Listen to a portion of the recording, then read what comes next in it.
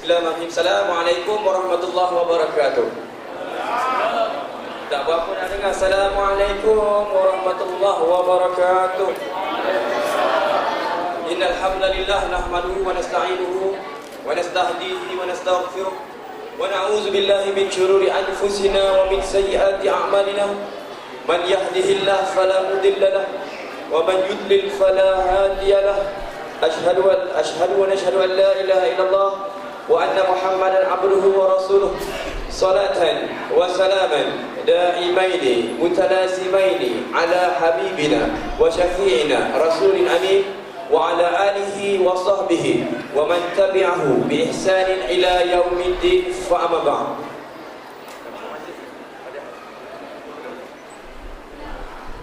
Kita mulakan majlis kita dengan sama-sama membaca Ummul Kitab Al-Fatihah.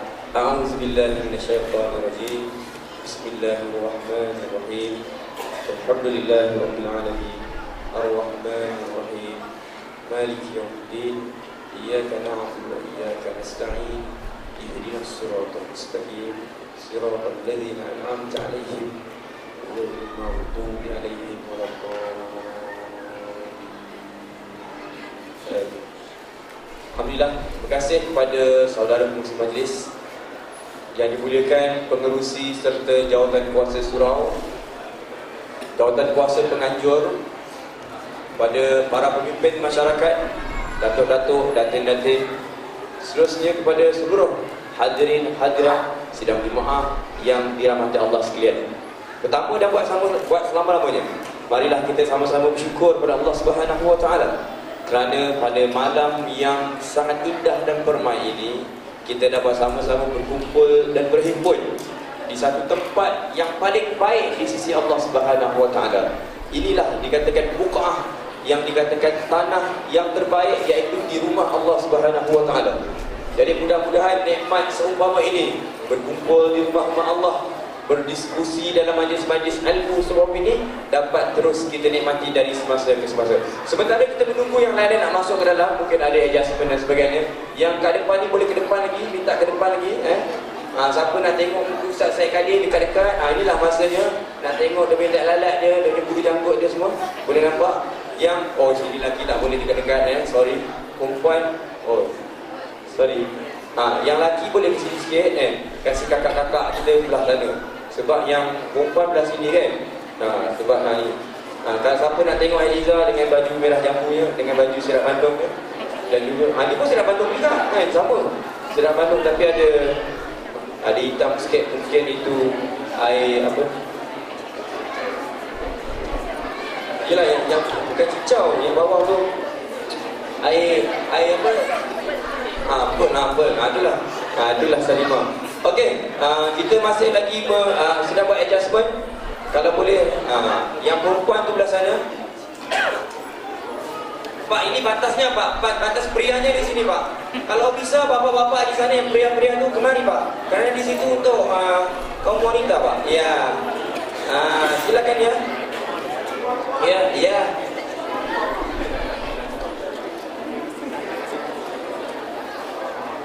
Okey, yang bapak-bapaknya yang duduk sini juga bisa lihat Heliza sama Salimahnya. Tapi Salimah awas ya, jangan tenung lama-lama kerana suaminya di sini. Ya. Okey, jadi malam ni jangan marah kalau saya buat santai-santai, tak apa ke? Ini bukannya kan, adik-adik semua ni. Jadi kita bukan majlis yang okey. Ambil gambar dulu, ambil. Ni yang Pak ni panggil artis pula. Kadang-kadang Ustaz saya tahu tak? Dia panggil, Ustaz, nak gambar boleh tak? Saya pun dah happy dah ni, orang nak ambil gambar kita. Rupanya, ni kamera. Tolong ambil gambar saya dengan dia.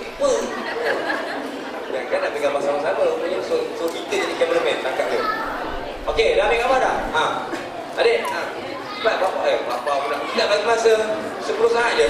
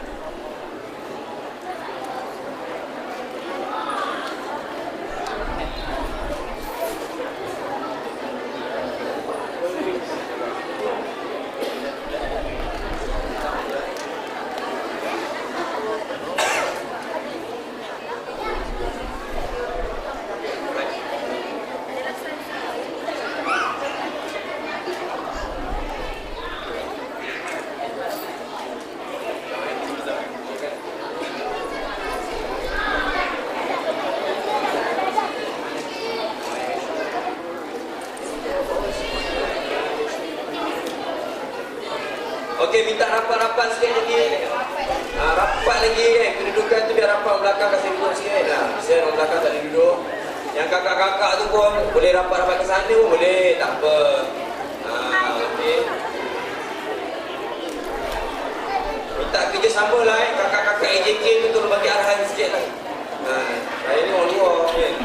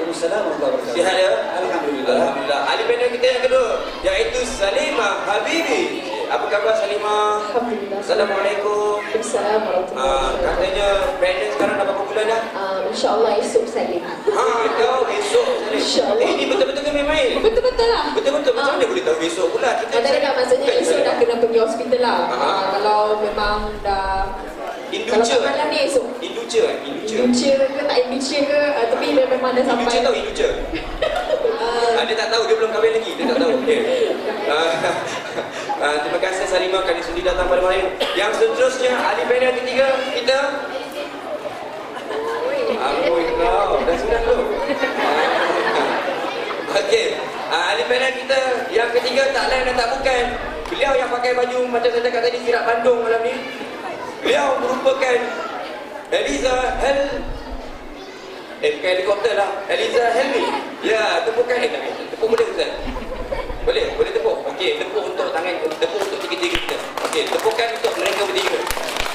Okey. Nanti kita sampel-sampel sikit boleh. Okey. Okey, so pada malam ini kita akan berbicara secara santai dengan 3 orang ahli panel kita. Tajuk perbicaraan kita pada malam ini ialah Back to Sunnah.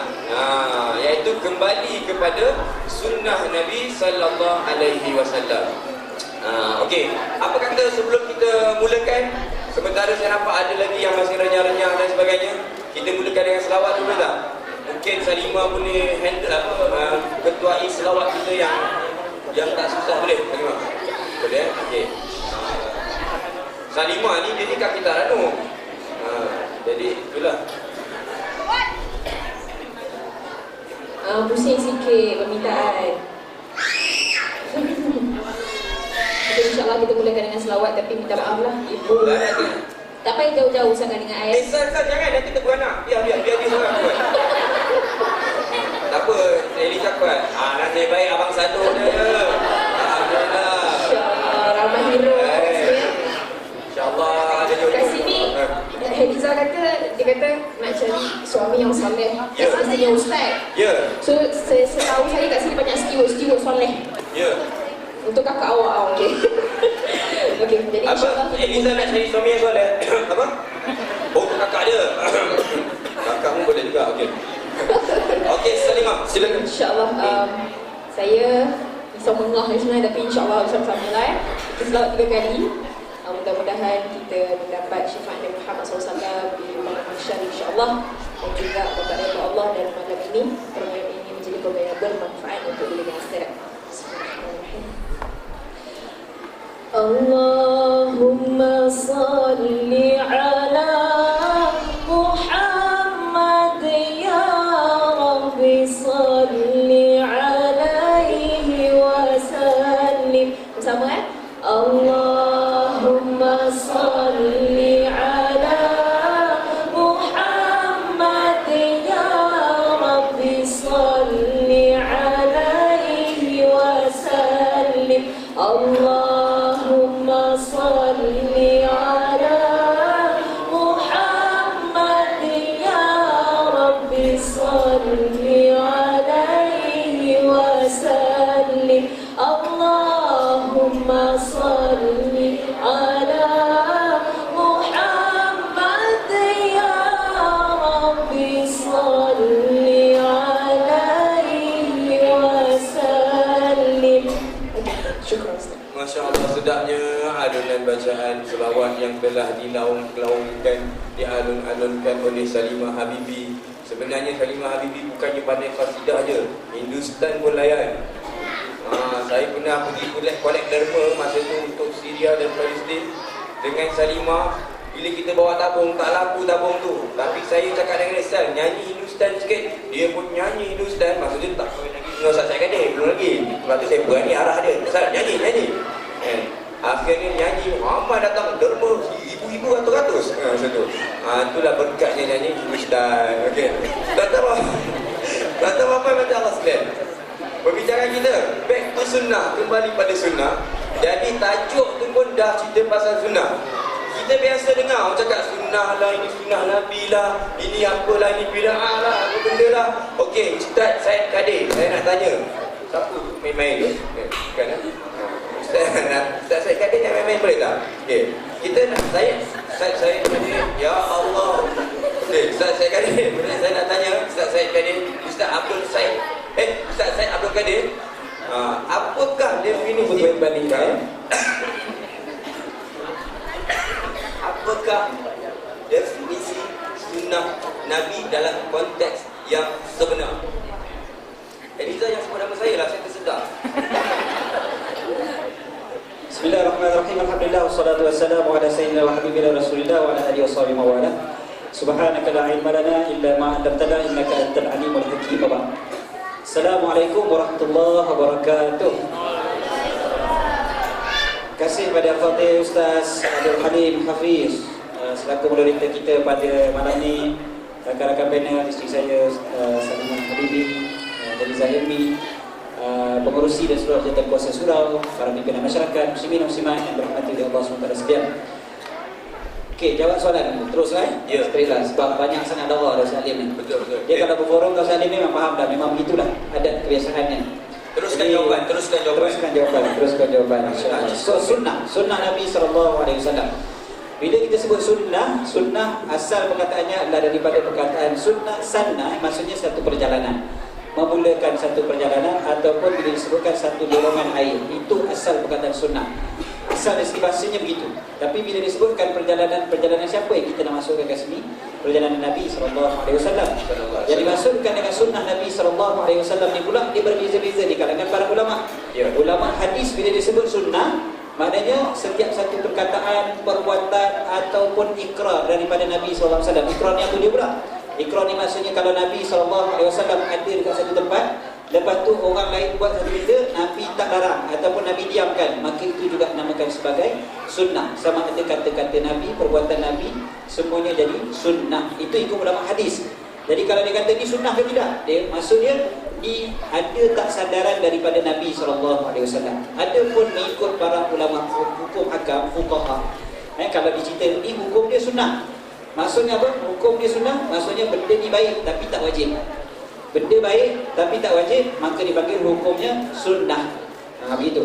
Jadi walaupun Nabi SAW tak pernah buat benda tu pun, dia panggil sunnah juga. Selagi mana benda tu baik tetapi tidak wajib. Okey, jadi sekarang ni yang kita nak bincang pada malam ni apa dia pula? Yang kita nak bincang pada malam ni, sunnah ni kita nak ambil daripada dua sudut. Benda yang baik walaupun tidak wajib, dan benda yang Nabi SAW biasa buat ataupun biasa cakap dan sebagainya. Sebab apa yang Nabi SAW buat ni, kita boleh kategorikan kepada dua perkara. Satu yang memang datangnya daripada wahyu Allah SWT yang disyariatkan kepada umat Nabi SAW. Ada satu sunnah dipanggil sunnah tashri'iyah. Maksudnya sunnah ni benda yang disyariatkan. Macam kita sembahyang sunat, macam kita puasa sunat, semua tu benda-benda sunnah yang disyariatkan. Okey, ada juga benda yang wajib juga disebutkan sunnah Nabi SAW yang wajib. Okey, benda syariat. Ada satu lagi adalah benda yang Nabi SAW buat sebagai seorang manusia. Sebab Nabi diciptakan oleh Allah sebagai seorang manusia. Bila Nabi dilahirkan sebagai seorang manusia, maka Nabi SAW juga ada perasaan-perasaan macam kita juga. Ada rasa penat, ada rasa lapar, ada rasa ngantuk, kan? Semua rasa-rasa ni saya tengok pada Ustaz Alim tadi. Hanya dia manusia. Dalam kereta tadi dia penat. Lepas tu kami bersembang, tengah bercakap dengan dia, dia terlelap, kan? Tuan-tuan nampak dia segar sekarang ni sebab dia dah terlelap dalam kereta tadi. Lepas tu makan, kan? Dia bila kami makan tadi, tengok-tengok Ustaz Zairul lupa nak offer dia tambah nasi, kan? Dia dah habis dah tu satu pinggan. Dia habis satu pinggan, dia terpaksa sebut, anda rasa tadi tengah hari anda tak makan nasi kan? Kan? Itu taktik tu, kan? Dia punya politik dia tu nak suruh orang offer suruh dia tambah, kan? Dia tambahlah. Sekian, terima kasih. Itu tandanya dia manusia. Fokus Kan? Ini nak cerita sunnah lah ni. Okay? Jadi sekarang ni benda tu benda yang manusia biasa akan buat. Sial. Kejangan atau penat, tidur, makan dan sebagainya. Jadi Nabi SAW sebagai seorang manusia, Nabi SAW juga buat benda-benda macam ni. Cumanya bila kita buat, kita berpakaian, kita makan, kita tidur dan sebagainya, macam mana nak jadikan benda itu sebagai sunnah? Kita ikut cara Nabi SAW buat dengan niat nak ikut Nabi SAW. Niat kita sebab apa aku buat macam ni? Sebab Nabi SAW buat gini. Walaupun benda tu ada orang kata lah ni adat Arab dia. Tuan-tuan dulu kat surat khabar dia keluar, dia kata alah pakai jubah ni semua ni adat orang Arab. Abu Jahal pun pakai jubah saja, dia kata. Abu Lahab pakai serban juga, kan? Abang kita pakai serban kan? Abu Lahab pakai serban, dia kata. Tapi ni bukan serban Abu Lahab kan? Itu dah dia. Macam mana kita jawab? Kita jawab, iyalah memang Abu Lahab pakai serban, memang Abu Jahal pakai serban. Tapi aku pakai serban bukan ikut Abu Jahal. Aku pakai serban sebab ikut Nabi SAW. Ini penulisnya Astura ni, Zai? Yalah, bukan Astro kan? Astura Jahat. Astura Jahat pula. Okay. Astura Jahat. Senang ceritanya, maknanya benda tu sunnah apabila kita niatkan untuk mengikuti Nabi SAW. Sama macam kita gosok gigi ke, kita mandi ke dan sebagainya. Tuan-tuan sebelum datang ke program kita pada malam ni, tuan-tuan mandi belaka petang tadi, sebelum datang tadi, kan? Kalau tak mandi pun jangan ngaku lah, kan? Diam-diam sudahlah. Saya sempat mandi hujan tadi, Ustaz. Betul, tahu. Dia bagi payung dia kepada kat Nepal tadi. Bagus tak dia sana hujan datang juga sini. Itulah masya-Allah. Dah dapat ada tiba-tiba insya-Allah. Cuma lupa nak niat mandi tadi. Kalau mandi dapat pahala sunat. Ada ke? Kalau sekarang Ustaz, ada tak dalam hadis Nabi mandi hujan? Tak tahu pula Ustaz. Nabi pernah mandi hujan? Insya-Allah Ustaz tak pernah ya? Okey. Dia jadi bukan sunat lah. Dia boleh niatkan sunnah mandi untuk datang majlis ilmu, betul. Datang ke majlis-majlis yang baik. Sebab Nabi SAW suruh mandi pada hari Jumaat. Sebab nak sembahyang Jumaat. Sembahyang Jumaat tu jumpa orang ramai. Jadi bila kita datang majlis ilmu, kita mandi juga, kita niatkan sunnah Nabi SAW. Maknanya senang sangat nak ambil sunnah Nabi SAW. Simple je. Benda yang tiap-tiap hari kita buat. Kita boleh bezakan pahala dengan cara niat kita. Orang yang mandi kadang-kadang sama je, jumlah air yang digunakan, sabun yang digunakan, brand yang sama, shampoo yang digunakan, Samsung, tali hijau, kan? Sama. Tetapi pahala berbeza mengikut niat nak ikut Nabi SAW ataupun tak nak ikut Nabi SAW. Dan mudah-mudahan kita dapat tergolong di kalangan orang yang Nabi SAW sebut, man ahya sunnati inda fasadi ummati kana ma'iya fil jannah. Atau kama qala Rasulullah. Siapa yang menghidupkan sunnahku pada zaman kerosakan umatku, maka dia akan bersamaku di dalam syurga. Okey Ustaz, soalan tambahan Ustaz. Maksud sunnah itu apa yang disandarkan ke atas Rasulullah sallallahu alaihi wasallam. Jadi kalau sahabat-sahabat Nabi bukan sunnah. Okey. Ini yang kita sebutkan tadi. Sunnah dia di kalangan siapa? Pada muhaddisin, pada ulama hadis, Nabi SAW itu baru namanya sunnah. Okey. Cuma di sana ada pula hadis Nabi SAW sebut alaikum bi sunnati wa sunnati khulafa'ir rasyidin al-mahdiyyin min ba'di. Ke atas kamu, wajib kamu untuk mengikuti sunnahku dan sunnah khulafa'ur rasyidin yang diberi petunjuk selepas daripada aku. Khulafa'ur rasyidin ada 4 tu, adik. Betul? Tak tahu. Khalifah depan Nabi. Alah tahulah. Tahu eh? Tahu. Jangan gede, malu. Okey. Tahu kan. Khalifah ada 4. Kalau kita bantai 6 pun dia jawab tahu juga. Abu Hurairah kan? Abu Hurairah pula. Abu Bakar lah. Okey. Okey, tahu insya-Allah. Kan. Jadi Nabi SAW suruh ikut sunnah Nabi dan sunnah keempat khalifah selepas Nabi SAW. Maka secara automatik apa yang mereka lakukan juga adalah satu sunnah yang patut kita tiru, yang kita boleh contoh insya-Allah. Jadi maknanya definisi sunnah itu tidak terhad pada Nabi saja. Di kalangan sahabat juga boleh diterima pakai. Tapi sahabat yang maknanya perjalanan mereka itu juga perjalanan yang dikira sebagai salah satu daripada sumber hukum syariat juga sebenarnya. Okay, Ustaz, soalan tambahan sikit lagi Ustaz. Ada tak sunnah Nabi yang haram? Sunnah Nabi ada tak sunnah Nabi yang haram? Boleh jadi haram. Dia jawab. Benda tu pada Nabi SAW, benda tu jadi baik atau benda tu elok Nabi SAW buat, tetapi pada kita jadi haram. Contohnya macam mana? Nabi kahwin lebih daripada 4 orang. Benda tu Nabi buat. Kita sandarkan pada Nabi. Tapi boleh nak kahwin lebih 4? Tak boleh. Boleh. Tapi dengan syarat mati dulu. Cerai mati ke apa kan? Kahwin lagi satu. Contohnya. Tapi tak boleh satu masa lebih daripada 4 orang. Itu sunnah haram lah. Dia jadi haram. Jadi maknanya ada juga sunnah yang haram, sunnah yang makruh. Ya. Jadi kalau kita kata sunnah tu adalah apa yang disandarkan kepada Nabi, maka dia ada yang wajib, ada yang sunat, ada yang harus, ada yang makruh, ada yang haram. Dia tak lakukan lari beli-beli pun mesti ada. Apa pun kita buat, biasanya dia akan kembali pada lima hukum. Kita makan, kita minum, kita gosok gigi pun boleh jadi 5 hukum. Ya, betul. Kita gosok gigi boleh jadi wajib. Ya, betul. Kan? Bila terlalu busuk macam bangkai, wajib. Ya, kalau kita yakin mengganggu orang lain, wajib. Ataupun adik kita, mak dia suruh gosok gigi. Mak dia suruh, arahan mak. Jadi wajib. Okey. Arahan isteri. Arahan isteri pula. Isteri diarahkan oleh suami. Kan? Isteri diarahkan oleh suami. Makan petai pula tadi. Contohnya. Suami suruh, jadi wajib. Kan? Walaupun sesimpel gosok gigi, dia akan jadi wajib. Apa tak lagi yang besar-besar sesimpel gosok gigi pun jadi wajib. Pada sunat biasa kita. Makruh. Gosok gigi makruh bila? Lepas puasa lepas zuhur. Okey. Ustaz, dalam masa tu kalau suami kata buang angin sekarang, so kita kena bersihkan juga. Nak tahan. Astagfirullahaladzim, Ija, carilah suami lain. Janganlah cari suami yang suruh buang angin lah, apalah.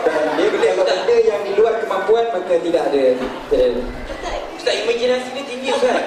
Tahu dah, memang saya faham dia macam tu. Sebab saya tak terkejut dia tanya soalan macam tu. Tapi kita doakanlah, mudah-mudahan tak jumpa lah suami yang jadi macam tu. Siap. Mudah-mudahan dapat suami soleh lah insya-Allah. InsyaAllah. Mudah-mudahan suami soleh lah. InsyaAllah. Okey, silakan Ustaz. Okey.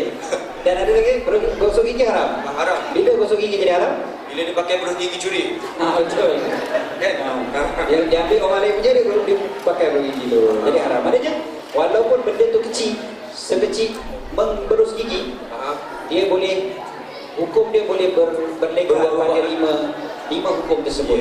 Sama jugalah apa juga kita buat, sama ada dari sudut ibadat kita, dari segi muamalat kita, dari segi semula, sampailah kepada pentadbiran negara, pentadbiran dunia, semuanya ada 5 hukum tersebut.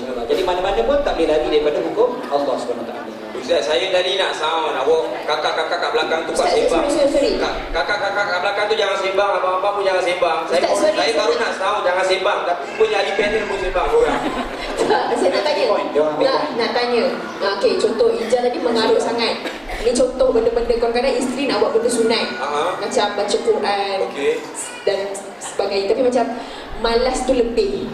Jadi boleh tak kalau kita minta suami suruh buat supaya kita terpaksa buat dan tapi dapat juga pahala. Boleh ke macam macam abang suruh lah baca Quran lah macam tu.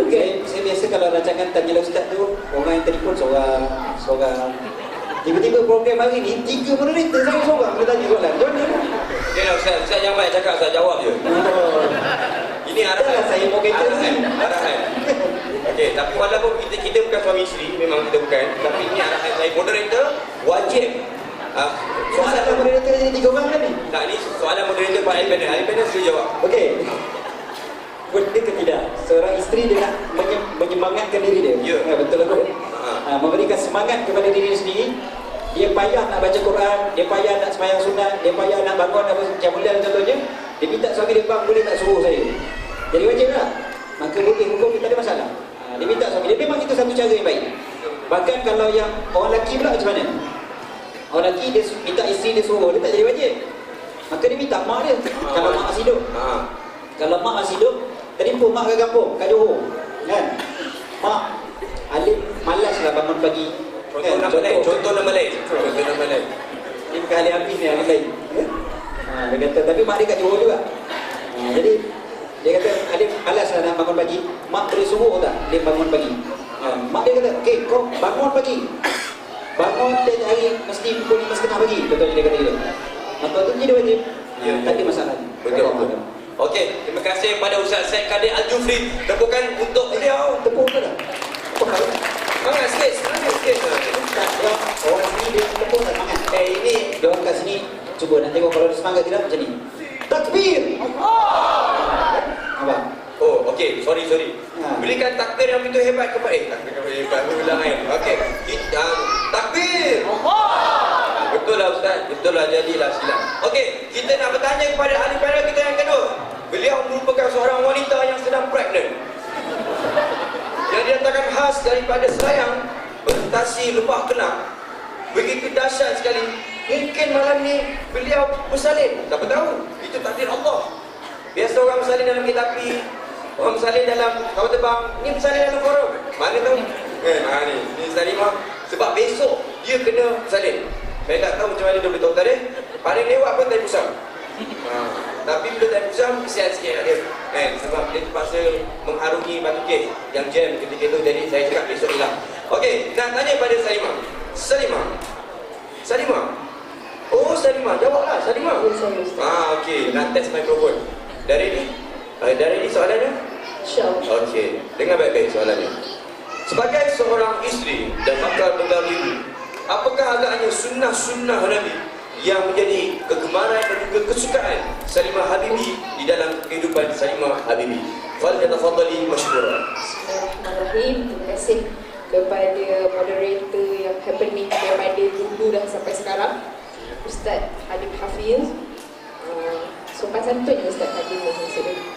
Yang kind, very kind. Terus kind. Okey, insyaAllah. Panel yang pertama, suami yang tercinta, Ustaz Syed Kadir Al-Jufri, sahabat biasa. Jangan ada suami. Okey. Tak apalah, tak pahala insyaAllah.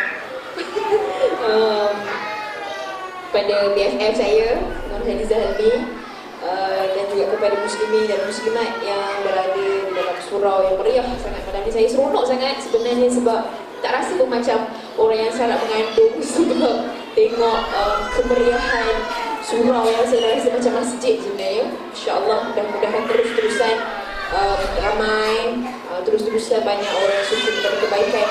Baby nangis, budak bergerak-gerak tu tak apa. Biasakan dengan majlis ilmu. Nanti lama-lama dia akan dapat momentum untuk duduk dalam masjid dalam keadaan yang tertib. Sebab dia tengok budak-budak dia akan absorb benda yang dia tengok. Betul Ustaz, betul. Sebab budak-budak kecil ni yang nangis jangan marah. Sebab dia budak kecil. Yang marah kalau orang tua nangis. Siapa pun nangis lah. Dia marah. Betul. Jadi hari ni mungkin dia nangis, esok dia nangis, nanti lama-lama dia tengok semua orang duduk diam-diam, tertib, tengok majlis ilmu. InsyaAllah dia pun akan seronok dengan majlis ilmu. Yang jangannya orang tua sibuk bosi kat belakang. Kan. So anak pun tengok buat apa aku nak diam, mak aku pun berpempek kat belakang ni. Okey, soalan, jawapan. Soalan, jawapannya ialah okay. Saya pun bukan kata orang yang layak lah sangat nak cerita pasal isteri, sebab jadi isteri pun baru setahun lebih sikit je. Jadi ibu baru nak jadi ibu, tapi insyaAllah lah boleh kita tengok dalam contoh-contoh orang di sekeliling kita, dari pembelajaran dalam kelas-kelas dan sebagainya. Macam Ustaz cakap tadi lah, sunnah ni bukan terhad kepada apa yang Nabi buat semata-mata. Kita kena tengok sekeliling Nabi. Okay, kita sebab saya punya soalan fokus pada perempuan, jadi saya perempuan.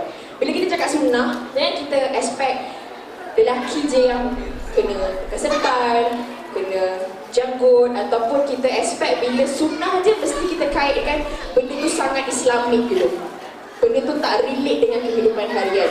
Sedangkan sesimpel-simpel sikat rambut tu pun kita boleh jadikan sunnah sebagai seorang isteri. Bagaimana? Contoh dalam sunnah, dalam kehidupan Nabi Muhammad SAW, Siti Aisyah mengikatkan rambut Rasulullah SAW. Kan? Jadi sikat rambut macam mana pula? Daripada kanan ke kiri. Walaupun suami saya pun tak sukalah saya nak sikat rambut dia kan. Laki kan cepat, kita kan perempuan kan selai gitu. Tahu saya ada rambut tu? Adalah. Buka sikit ada rambut. Jadi Ada, tapi tak banyak, tapi ada. niat ikut sunnah sikat lah sikit kan. Lepas tu pakaikan minyak wangi untuk suami sebelum suami keluar rumah. Dan dalam Yang kehidupan itu Ustaz tak buat tadi. Sebab tadi tak sempat Ustaz saya kata belakang. tengah bawa kereta, dia ambil minyak wangi, dia sapu sendiri. Ustaz saya jadi saksi, selalunya selalu buat. Tengok.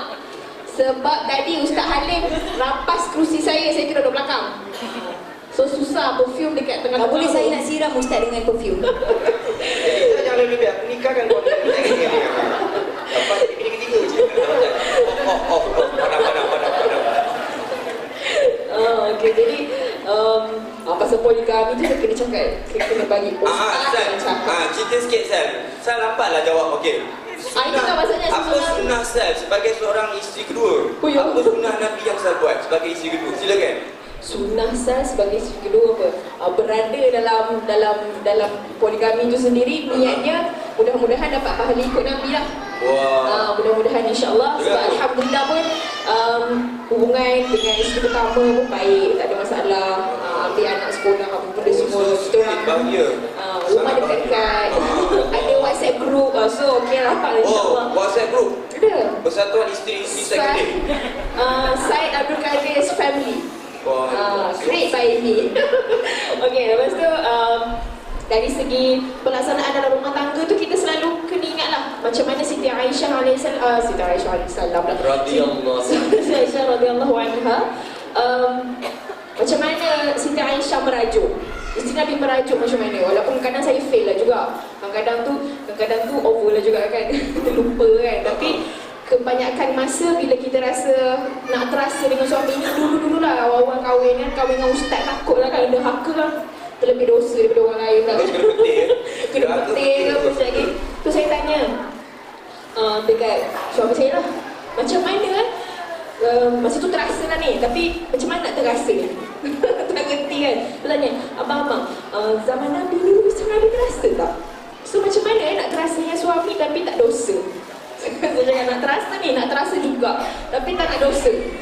So kami jawab, okey, masa Nabi Muhammad SAW dulu, bila Siti Aisyah merajuk ataupun tidak bersetuju dengan Nabi Muhammad SAW, memang ada perubahan dari segi karakternya dan sebagainya. Tapi Siti Aisyah tidak buat benda-benda yang haram. Seperti contohlah, menyesal lah kahwin dengan awak ni, ataupun cakap tak nak masak lah, tak nak tu lah, tak nak ni lah, duduk rumah segala payah. Tak ada macam tu. Siti Aisyah bila dia terasa Nabi Muhammad perasan, sebab dia akan, bila dia bersumpah, dia akan bila Siti Aisyah bersetuju dengan Nabi, maknanya okey dengan Nabi, dia akan cakap, wa Rabbi wa Rabbi Muhammad. Maksudnya bersumpah dengan nama Tuhan Muhammad, kan? Dengan nama Tuhan Muhammad je lah, Allah lah. Tapi bila tidak bersetuju dengan Muhammad SAW, dia akan tukar. Dia akan tukar wa Rabbi Ibrahim. Wa Rabbi Ibrahim maknanya demi Tuhan Ibrahim, Nabi Ibrahim. Tapi samalah, Tuhan Nabi Ibrahim dengan Tuhan Muhammad adalah Allah. Tapi dekat situ Nabi perasan. So kalau dekat sini kita isteri-isteri, ibu-ibu bakal isteri dan sebagainya, kita kenal suami kita. Kita boleh agak suami kita ni perasan dekat mana. Kan contoh kalau selalu panggil abang, bahasakan bibi sayang ataupun darling, tiba-tiba kata nak panggil nama kan, tu lah maksudnya. Tapi kalau nasib lah kalau dapat suami yang tak faham-faham bahasa Duolingo dah jenuh kan, punya suami tak pasal-pasal, tu nasib lah. Itu Allahu'alam lah, carilah cara lain. Tapi itu antara sunnah-sunnah supaya kita dapat saya percaya bila kita buat sunnah dalam rumah tangga kita, kita akan dapat ketenangan yang lebih, dan kita akan melatih diri kita tu supaya letakkan ranking hierarki cinta tu di tempat yang betul. Allah Akbar. Allah, Nabi dan baru suami. Okay. Saya nak tanya, sebenarnya dalam Islam ni boleh ke jealous ke, cemburu ke, merajuk-merajuk? Mestilah boleh. Saya pun jealous apa dengan isteri pertama kadang-kadang. Of course lah. Pertama kadang jealous dengan saya juga. Tapi kita orang discuss lah. Tak, sebenarnya jealous ni halal ke haram? Kalau jealous tu kita gunakan Silap, saya tanya halal haram. Sebenarnya ada tak, saya pernah baca tak dalam sejarah Nabi, ada ke isteri-isteri yang jealous? Saya pernah baca, sebab terutamanya saya sebagai isteri kedua, saya of course dalam masyarakat kita tak ada contoh-contoh isteri kedua yang selalu menjadikan contoh yang baik. So saya terpaksa, memang bukan terpaksa lah, Alhamdulillah Allah bagi jalan, kita tengok balik zaman Nabi dulu macam mana kan, supaya kita boleh terus buat. Dan mudah-mudahan bila kita buat itu ikut Nabi, jadi contoh yang baik pada orang lain. Jadi jealous tu mesti ada, sebab kita bukan malaikat. Kan? Tara adik-beradik pun jealous. Betul. Ini kan pula madu-madu kan? Ini madu pula kan. Esok balik sana dah pening. Mana balik sini pening. Jadi macam mana? Macam sebab tu saya kata kena letakkan hierarki cinta tu di tempat yang betul. Saya rasa hikmah poligami saya ni dalam Allah letakkan saya sebagai isteri kedua ni adalah supaya saya dapat letakkan prioriti cinta tu di tempat yang betul, insya-Allah. Maknanya Allah dulu, baru Muhammad, baru suami. Kalau terlebih sangat nak jadi jealous tu, masa tu tanya, aku ni betul ke sayang Allah lebih? Betul ke aku sayang Nabi lebih? Ke aku sayang suami lebih? Jadi itu saya lah. Kalau jealous, caranya adalah tengok kenapa jealous. Kalau jealous sebab isteri seorang lagi lebih baik dari segi layanan kepada suami, layanlah lebih baik. Kalau tengok dia lagi cantik, dan jadilah lagi cantik kat rumah. Kalau kita nampak, kalau kita jealous tu semata-mata sebab benda-benda yang nonsense orang cakap, dan kita angkatlah itu bisikan syaitan dan lawan, dan anggap ini mujahadah, Allah nak bagi aku pahala lebih. Jadi jangan ikut sangat bisikan syaitan tu. A'udzubillahi minasyaitonirrajim. Itu lah. Allah. So sweet lah, bagus betul lah. Untung Ustaz Syed Kadir dapat isteri dulu baik macam tu. Saya cerita pasal jealous, saya pula yang jealous. Okay.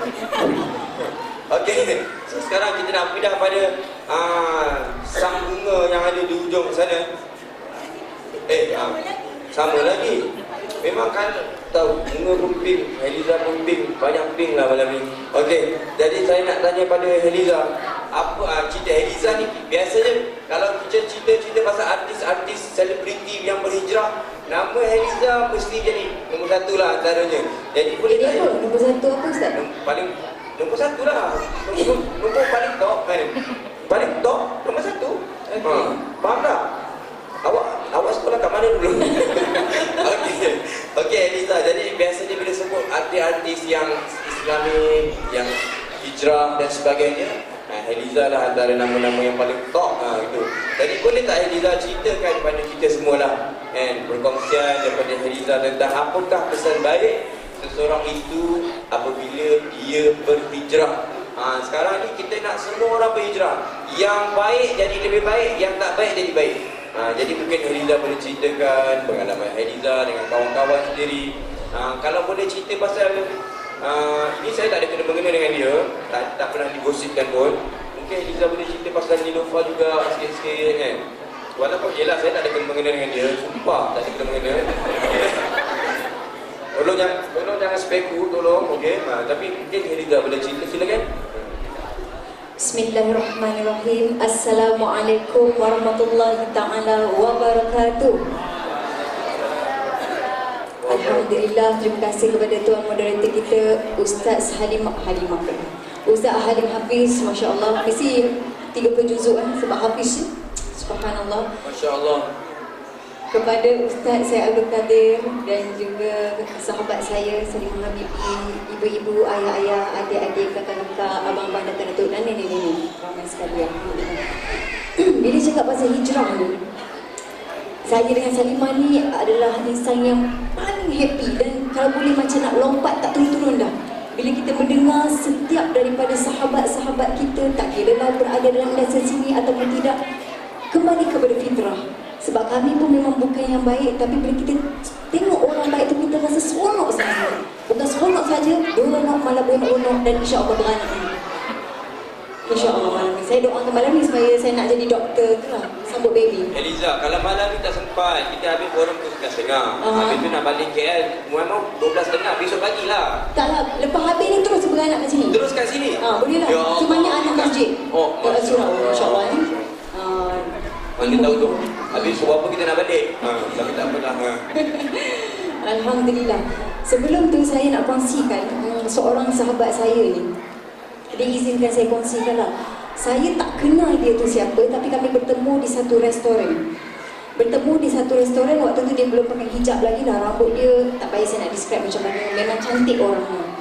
Dan dia ni adalah orang kata, konon-kononnya saya nak jadi macam, kan sekarang ni trend abang sado, kakak sado, semua yang pergi gym, konon nak berketul-ketul semua kan. So saya ni tak sempat nak exercise dan rasa macam diri ni perlu exercise. Jadi nak personal trainer lah, nak train saya ni nak jadi sado. Tapi macam ni jugalah, tak sedar diri betul ya. Jadi bila pergi berjumpa dengan dia, Masya Allah, dia kata, okey, saya nanti nak train Eliza, boleh ke saya nak pakai seluar? Okay. Boleh ke saya nak pakai seluar? Saya nak pakai seluar pendek. Dia kata nak pakai seluar pendek dengan singlet. Saya kata macam mana ya? Saya kata boleh tak pakai yang panjang sikit, sebab nanti ayah mak saya ni dia suka macam spot check. Dia kata okey lah macam tu. Sebab saya tak tahu nak jawab macam mana. Itu je yang paling terbaik saya boleh cakap. Takkan saya kata astaghfirullahaladzim, neraka, takkan nak cakap macam tu kan. Jadi first day saya buat training dengan dia, okey lah seperti biasa. Saya first time nak pergi training tu, saya salam dengan mak saya kata, mak, doakan mudah-mudahan training untuk buat gym ni, gym padahal 4 hari je, lepas tu tak buat dah, 4 hari je terus betul ia merupakan satu perkara yang baik, satu dakwah. Jadi saya pergi buat pertama kali, kita orang ada sembang-sembang tentang pasal agama-agama sikit lah. Kali kedua dia datang, Ija, dia bagi kat saya satu buku. Dah baca belum buku ni? Saya tengok, buku apa? Majalah At-Taqwa. Bayangkan dia bawa kali kedua majalah At-Taqwa. Dah baca belum? Saya malu, belum baca lagi, tak beli pun. Dan tak tahu pun ada majalah tu. Saya penulis majalah At-Taqwa. Saya penulis. Oh Allah, tak maaf. Itu edisi ke berapa tu cik? Tak apa, teruskan. Siapa nama perempuan tu? Tak boleh. Tak dah kahwin ke belum? Dah, baru kahwin. Yalah, tak apalah, tak payah tahu. Jadi kali kedua ditunjukkan saya majalah At-Taqwa, saya rasa Masya Allah, saya dah rasa macam sesuatu yang Allah bagi signal pada saya. Kali ketiga berjumpa, dia share semua kisah-kisah dia. Dia kata dulu dia teruk sangat-sangat. Waktu bulan Ramadan dia suruh kawan-kawan buat apa puasa. Jom kita makan kat McDonald. Buka puasa semua, jom kita makan McDonald. Dan dia sampai satu tahap dia memang tak percaya pada agama. Orang kata apa? Free lunch pula apa? Free hair. Etis lah. Tak percaya agama kan. Sampai tahap macam tu, dan dia punya boyfriend dia pun orang-orang yang macam-macam lah, yang free thinker semuanya. Dan kali keempat, saya sentuh bab umrah dengan dia. Kebetulan rupanya semalam Allah datang ke satu perasaan nak panggil dia pergi umrah. Dia bersembang dengan ex-boyfriend dia, dan kebetulan ex-boyfriend dia ni pula dekat Mekah. Jadi bila saya tanya pasal umrah, terus dia nak sangat pergi umrah tapi dia tak ada duit. Saya pun terus kata, okey, jom pergi jumpa mak saya. Yang kan pergi gym tu banyak duit. Itulah kan. Jadi saya bawa dia pergi jumpa mak saya. Saya suruh salam mak saya, kenalkan semua. Dia balik saja kat rumah, petang tu dia hantar gambar, dia terus pakai tudung labu, Ustaz. On the spot, bukan tudung biasa, tudung yang memang labu macam lebih kurang macam ni lah. Tudung labu. Warna pink. Tak ingat warna apa. Dan macam ni pink. Allah SWT. Okey. Jadi beberapa hari kemudian ada penaja nak taja bukan sahaja dia pergi umrah, tapi tak silap saya 3 orang ahli keluarganya pun dapat pergi umrah secara percuma. Hebatnya hidayah Allah, Allah nak bagi tahu macam betapa Allah sayang sangat kat kita. Bila kita dekat dengan Allah, Masya Allah, Allah lagi macam welcome bawa dia pergi umrah. Bila kat umrah pula Allah duga, dia tak boleh pula buat umrah sebab uzur. Dekat Madinah tak boleh pergi, dekat Mekah dia boleh buat sekali sahaja umrah. Tapi dia kata apa? Subhanallah, subhanallah, alhamdulillah, syukur dapat buat sekali, syukur je. Kalau mesej dengan saya, subhanallah, semua subhanallah. Walaupun sepatutnya guna astagfirullahaladzim, tapi dia guna subhanallah, tak apalah kan. Yang penting dia memang sentiasa berzikir. Nak dijadikan cerita, di balik Malaysia, dia doa jodoh, dia kenal orang tu tak sampai sebulan, cadang nak kahwin, jumpa lelaki tu macam minggu depan kahwin, lepas tu dia dapat kerja, jadi stewardess Jeddah, sekarang ni dia duduk dekat Mekah. So dia boleh pergi at any time. Sekarang ni dia dah jadi Madinah, Mekah rumah dia dah sekarang. Begitu pantas sekali, Allah susun perjalanan begitu hebat bila dia dekat dengan Allah SWT. Dan saya pula rasa macam malu dengan dia sebab dia lagi memang itulah orang kata dahsyat sangat-sangat. Kita doakan Eliza kahwin dengan Pak Syekh Arab. Mana tahu nak rumah kat Madinah. Tak minggu mana? Umrah. Buka umrah. Orang tak suka nasi Arab, kita import lah nanti nasi Melayu. Kita doakan. Mana tahu mungkin tak Eliza kalau dapat. Apa perasaan Eliza kalau ada Pak Arab tackle? Agak kan nak terima tak? Arab sana lah, bukan Arab sini. Ini Arab sini, saya gading Ini Arab betul sana. Istighfarah dulu lah. Istighfarah dulu. Okey, itu jawapan yang sangat selamat. Jawapan yang sangat selamat. Okey, Eliza, nak ceritakan dia, ada tak macam cabaran biasalah kan, bila orang nak berhijrah ni, kawan-kawan lama kan, nak ajak balik buat benda-benda yang tak apa nak baik tu. Macam mana Eliza dan kawan-kawan membendung dan membantras gejala itu. Gejala liar begitu. Ya. Saya ada juga sahabat-sahabat yang memang bermujahadah, memang struggle bila dia dah contohnya pakai tudung. Dia terdengar bisikan-bisikan yang mengatakan, buat apa pakai tudung? Buka lah, lagi best. Saya banyak menerima sahabat-sahabat saya yang kata, ya Allah, bukan mudahnya nak bermujahadah. Tapi antara yang boleh buatkan kita jadi kuat, insya-Allah, apabila kita berada di kelompok-kelompok yang sentiasa ingat dan bersama-sama berpimpinan tangan untuk kita menuju ke jalan Allah SWT. Salah satunya berada dalam majlis ilmu. Perbanyakkan kita bertanya pada ustaz-ustaz. Contoh yang bai'ah. Bukan bai'ah kawan-kawan. Oh, bi'ah. Bai'ah Abbas. Oh, Nur Bai'ah. Nur Bai'ah. Ya. Masya-Allah. Yang mana tu? Alhamdulillah, dia pun dapat taufik hidayah. Dan sekarang ni saya pula rasa macam dia lebih banyak bertanya soalan. Dan dalam kelas Usrah Fitrah, saya nampak dia antara orang yang tak berhenti mencatat setiap perkataan yang diungkapkan oleh ustaz tu. Kita kadang-kadang ada benda yang penting baru kita catat, tapi dia tak, daripada awal sampai akhir dia catat sahaja. So itu antara perkara yang kalau kita rasa kita ni lemah, kita berdampingan dengan orang-orang yang kuat untuk bimbing kita ke jalan Allah SWT. Macam Ustaz Alim lah, Masya Allah ya. Kuat iman ni Ustaz Alim, Ustaz lah. Masya Allah. Apa tadi? Tadi sekali je. Tak takkan dengan saya kerja ni. Okey, tak apalah, begitulah. Apalah, tak kisahlah apa yang kita cakap tadi. Okay, cuma saya kadang-kadang tertarik ni satu cerita yang biasa saya baca, yang saya ceritakan kat mana-mana pun. Cerita yang berlaku ke atas seorang tuan badan. Dia sendiri cerita ni. Dan dia bagi kita orang lesen dan ijazah lah untuk ceritakan kisah dia. Iaitu Katrina Rose. Pernah dengar tak nama Katrina Rose? Tak pernah dengar? Tak ada TV Katrina Rose. Cat. Kita panggil dia Cat. Sekali dia kata, Ustaz nak tahu tak Ustaz, sebenarnya Ustaz nak tahu tak sejarah saya pakai tudung? Nak.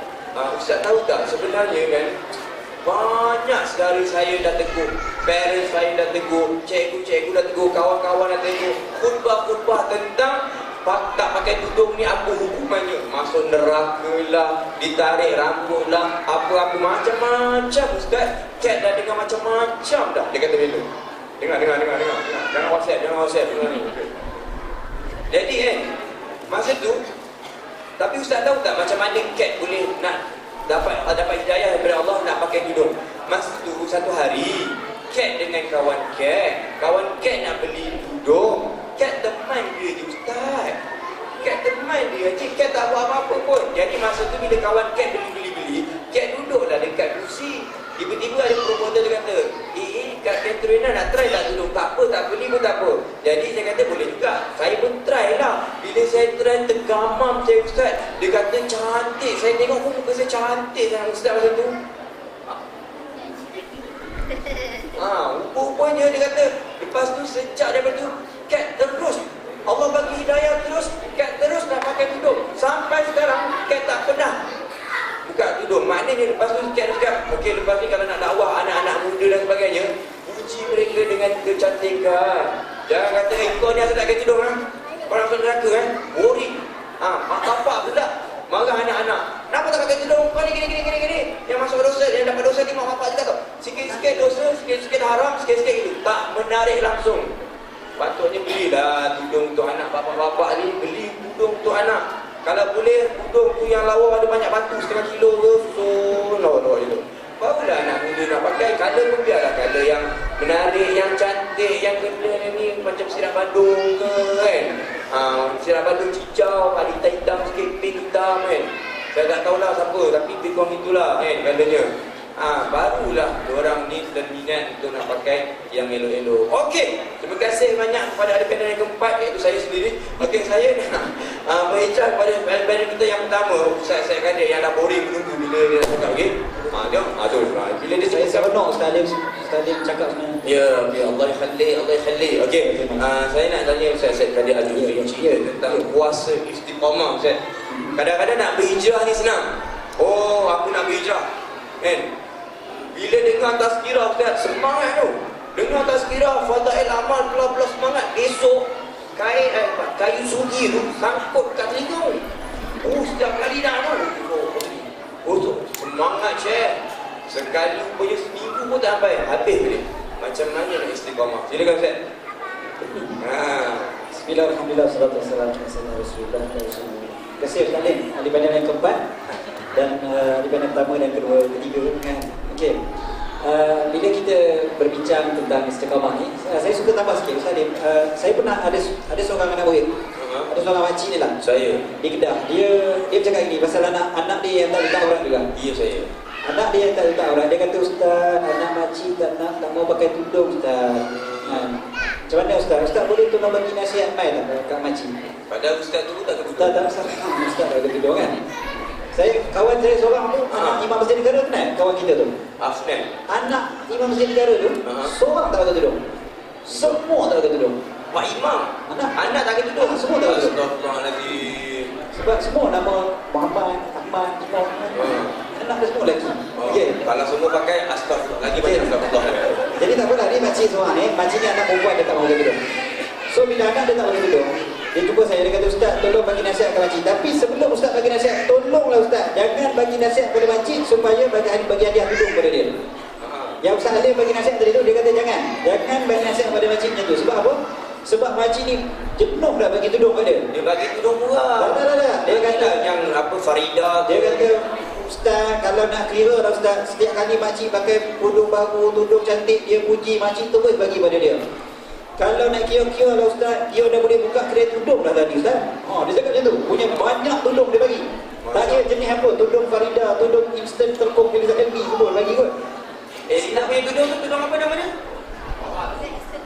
Eliza instant telkom. Nanti kita bagi dia buat demo. Okey. Tak tadi sungguh serius kan? Okey, jadi senang ceritanya. Dia kata gitu. Jadi saya awal-awal lagi dia kata jangan bagi nasihat di tudung.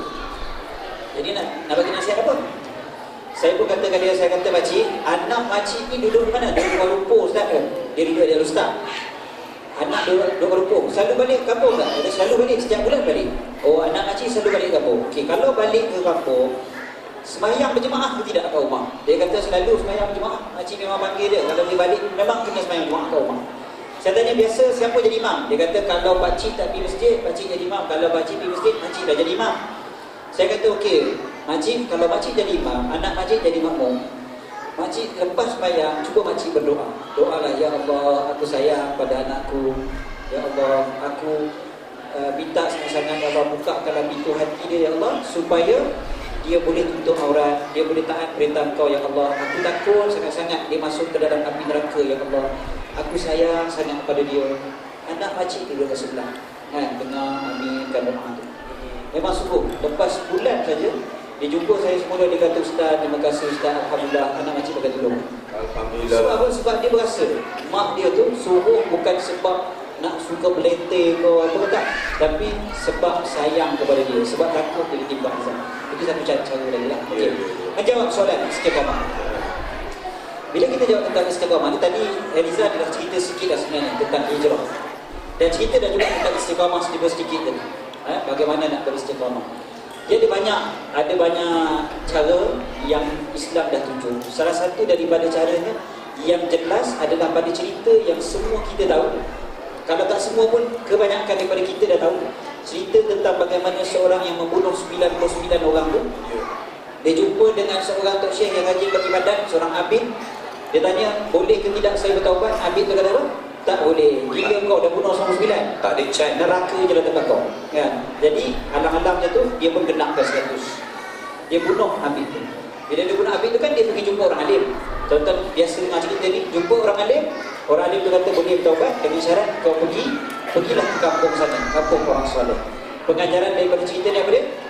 Bila kita nak istiqamah dalam hijrah kita, pertama sekali ialah dengan ilmu, bukan dengan emosi semata-mata.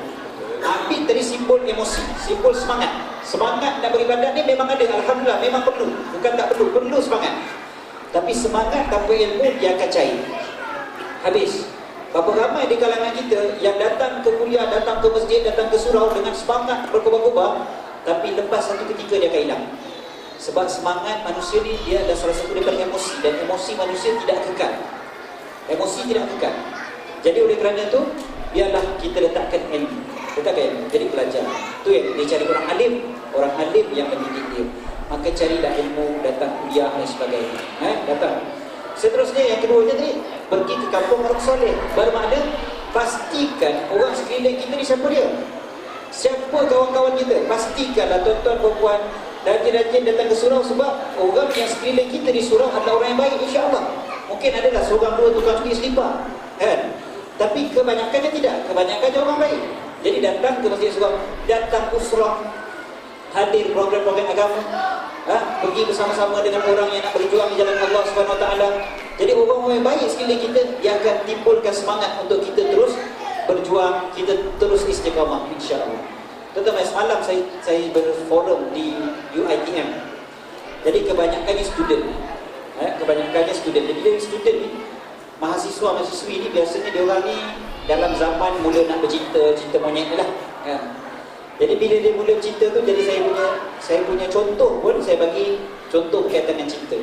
Tapi tuan-tuan boleh tengok sendiri apa beza dia. Cuba tuan-tuan tengok. Saya sebut kepada dia, saya kata okeylah, anda cuba bayangkan salah seorang daripada kalian ni duduk sebelah saya dalam kereta, nak pergi ke satu tempat yang jauhnya lebih kurang 5 minit saja daripada asrama ni. Saya kata duduk 5 minit saja dalam kereta sebelah saya. Macam Ustaz Alim tadi lah duduk sebelah saya.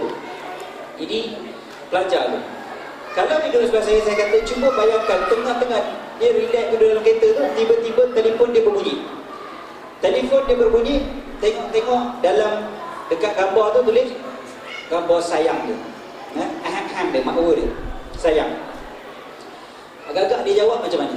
Ustaz duduk sebelah, dia kena jawab. Kalau tak jawab, rajuk pula kawan. Jadi dia jawab macam mana? Dia akan jawab, hello. Ya. Tak. Okey. Assalamualaikum. Oh. Skema gila dia orang, kan? Dia respond. Sebab apa? Sebab ustaz duduk kat sebelah. Tapi cuba yang duduk sebelah dia tu, yang perangai serupa je macam dia. Kan? Yang suka bergayut, yang memang pandai macam dia juga. Kau nyanyi. Dia jawab, angkat telefon je. Dia dah sebut lain dah. Kan? Dia akan terus, abang tanya apa khabar? Kan? Okey lagi kalau awak kat mana? Awak kat mana? Bosan lah kan. Dia akan yang dia tu pula jawab, saya jawab kabar baik. Kan? Dia akan jawab gitu. Macam gini lah, saya dengan bini dia gini. Itu kalau masih baru lagi. Okey, kalau lama? Kalau lama dia lain lagi, dia akan telefon. Ha. Dia akan, sayang apa kabar denganmu? Ataupun begitu. Terus teringat boy. Okey. Sebab apa jadi gitu? Sebab pengaruh sekeliling.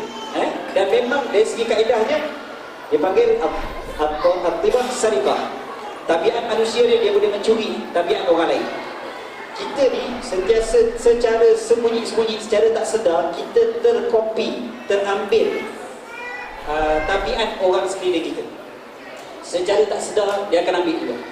Jadi bila kita nak istiqamah, pastikanlah kita boleh kopi kawan-kawan yang memang baik dan memang kita boleh istiqamah juga. Kita kopi dia punya istiqamah, kita kopi dia punya kebaikan. Yang itu yang kita nak. Sekarang cuba kita tengok sini lah, kawan-kawan kita, sekeliling kita, Facebook kita contohnya kan. Kita perhatikan, adakah mereka ni yang membawa pada syurga ke tidak? Kan, muka-muka tu, muka cahaya syurga ke? Atau muka yang bawa pergi ke neraka? Alhamdulillah. Ke kita yang macam tu? Kan? Ada, tengok-tengok malam ni ada orang terus unfriend kita kat Facebook. Kan? Sebab apa? Sebab kau dibawa pergi neraka dia kata. Kan, Alhamdulillah. Tak. Biar kita ni cari kawan-kawan yang boleh bantu kita, termasuklah suami isteri jadi juga. Cuba pastikan kita sebagai isteri, kita sebagai suami, sama-sama kita membimbing tangan bawa ke syurga Allah SWT. Itulah yang paling romantik sekali sebenarnya. Jadi kalau kita nak istiqamah, benda-benda ni sangat penting. Sebab patutlah Allah Ta'ala sebut al-akhila yauma idzin di ba'dhum di ba'dhin adu.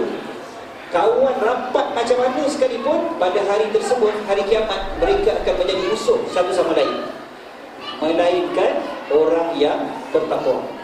BFF macam mana sekalipun, kan, baik macam mana sekalipun, jadi BFF, best friend forever, takkan forever, kan, melainkan adanya takwa. Bila ada takwa baru jadinya forever. Kalau tidak, di akhirat dia akan menjadi musuh satu sama lain.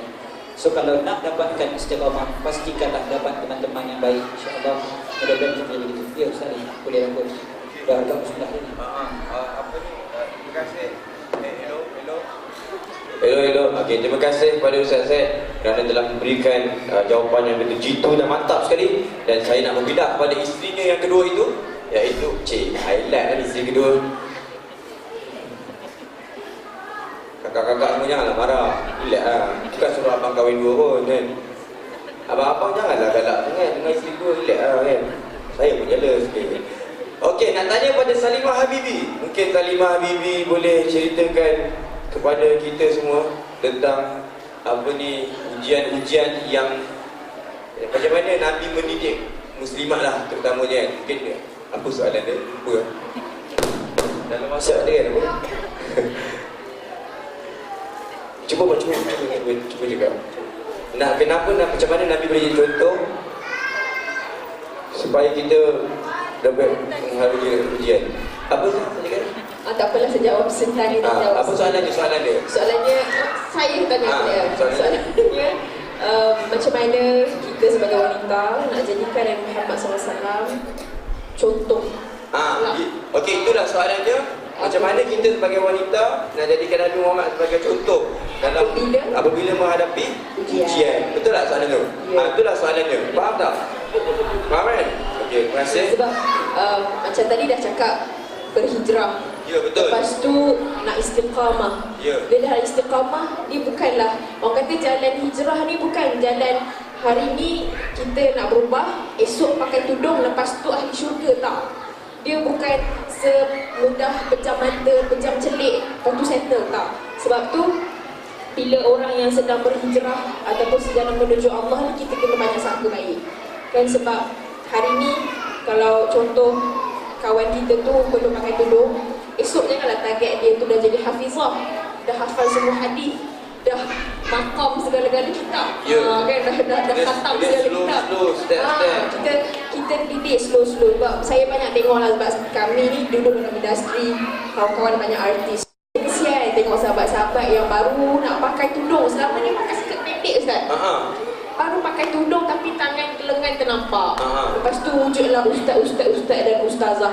Stoking pakai ni apa ni yang pakai tudung tapi tak betul baju ketat lagi tak. Orang tu macam dia pergi kelas pun belum. Malam harap baru nak kelas. Tapi siang baru nak pakai tudung. So dia pun tak ada ilmu lagi.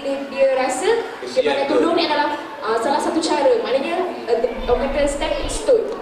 Untuk dia buat lagi. Jadi kita yang rasa kita ni dah banyak berubah, jangan kita terus bash. Takut-takut kita jadi punca sebab kenapa mereka ini lari daripada kita. Eliza buat apa? Dia contact lens dia kering. Jadi jangan sebab kita pula menjadi orang lari daripada nak jadi baik. Sebab saya nampak banyak sahabat-sahabat ni, terus terang saya cakap, orang-orang yang nak komen dekat Instagram, dekat Facebook, hati-hati sebab takut-takut kita nanti nak jawab kepada Masya tak larat. Sebab kita lah jadi orang-orang yang membuatkan mereka-mereka nak berubah, nak menuju Allah ni jadi stuck sebab kita. Berapa ramai kawan-kawan saya yang down sangat-sangat sebab dia tak tahu apa-apa lagi. Contoh kan, kalau yang masuk Islam, baru masuk Islam ke, macam kat sahabat kita, nama dulunya Felicia Yap, sekarang Raisya Rania Yap. Kan, dia baru, contoh, makeup masih tebal contohnya kan, pakai telekung. Lepas tu sekarang dekat bawah tu komen, Masya Allah, saya kata, kalau saya pun tak boleh tahan. Saya cakap, ini lagi terror, iman dia ni saya kata lagi tinggi daripada saya lah. Sebab saya pun tak larat. Saya kalau memang patang nampak komen negatif je, saya block terus. Delete block, supaya saya tidak terkesan dengan benda-benda yang tidak baik tu. Macam, jadi, bila nak berubah, kita ada satu, bila berhijrah, satu semangat datang, kita nak berubah. Usah kata artis, orang-orang biasa pun nak berubah. Bezanya, public figure ni orang tengok. Kalau buat betul orang puji, pun tak puji sangat. Kalau buat salah orang kutuk, bertubi-tubi. Kalau orang biasa, kita buat salah, kita dating, siapa nak marah? Allah je lah yang tahu. Kan, tapi sendiri jawablah dengan Allah kan. Tak kisahlah kalau orang tak kutuk, memang selamat dekat dunia, tapi akhirat belum tentu. Bila dah berubah, nak istiqamah tu pun ada ujian-ujian dia. Sebab saya pernah datang hadir, kita pergi kelas kan, Usrah Fitrah setiap hari Isnin kami pergi kelas agama untuk mengekalkan momentum tu lah, supaya sebab dunia luar ni tak perlu dunia hiburan yang dekat dalam TV tu. Tak payah sebut Gambar Gaza, tak payah sebut Maharaja Raja Omega. Apa-apa saja dunia kat luar ni semua mendatangkan goyang tau. Macam kadang-kadang tengok style tudung macam-macam sikit, kita dah macam suntik. Kadang-kadang benda yang simple-simple je kadang-kadang kan. Dia baju peplum nak pakai lah. Kan, yang ketat kat pinggang tu.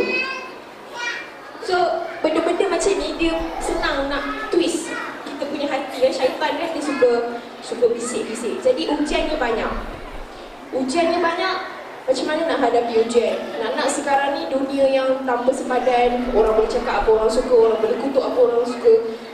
Kita ni yang nak terus berubah ni nak jadi macam mana? Jadi itulah cara, antara caranya yang saya rasa kadang-kadang yang boleh kita buat adalah pergi balik pada zaman Nabi SAW. Ikut balik sebab sunnah ni macam kata bukan sahaja apa yang Nabi cakap, apa dia buat, macam mana Nabi berakhlak juga. Kan kita nak komen dengan orang pun, itu juga ujian untuk kita. Adakah kita komen ataupun cari ilmu dulu baru cakap. Sebab saya tengok tak ada pula ustaz-ustaz yang sibuk-sibuk nak komen dekat Instagram ada artis tu, sedangkan mereka yang lebih layak kalau nak komen. Mereka lebih tahu. Kan? Jadi dugaan untuk berubah adalah antaranya nak sabar. Kita dah lah baru berubah, ilmu tak banyak, lepas tu orang smash lagi, orang kutuk lagi. Macam mana?